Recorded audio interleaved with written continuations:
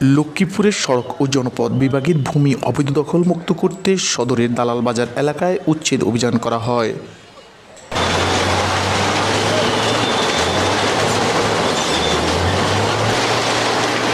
লক্ষ্মীপুর পৌর শহরের উত্তর তেমোহনী, দালাল বাজার, যোগসিন ও চন্দ্রগঞ্জ সহ মোট 10টি পয়েন্টে 1000টি অবৈধ স্থাপনা চিহ্নিত করে অভিযান পরিচালনা করা হচ্ছে।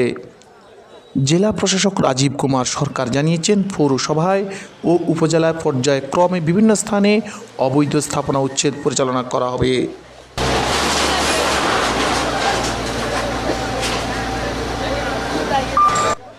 স্থানীয়রা অবৈধ স্থাপনা উচ্ছেদের পর আবার যেন নতুন করে জবরদখল না করতে পারে সেজন্য প্রশাসনের সজাগ দৃষ্টি রাখার অনুরোধ জানান।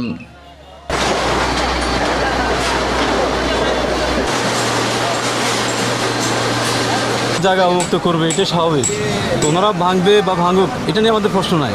কিন্তু একটা এখানে অভিযোগ আছে, সেটা হচ্ছে ওনারা যদি প্রতি 5 বছর পর পর যে ভাঙাটা দিচ্ছে, ভাঙার পর জনগণ কিন্তু আপনার দেখা গেছে আপনার 1 মাস পরেই ঘরটা আবার করতেছে।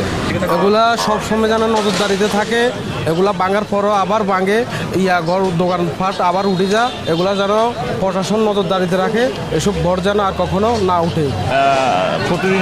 প্রতিদিনে যানজট হয় রাস্তাটা সংকীর্ণ হওয়ার কারণে। যদি এটা উচ্ছেদের কারণে যদি আমাদের রাস্তাটা বাড়ে, আমাদের এখানে ওভারঅল দেখা যাচ্ছে যদি এখন ক্ষতি, কিন্তু ভবিষ্যতে এটা কিন্তু উপকার।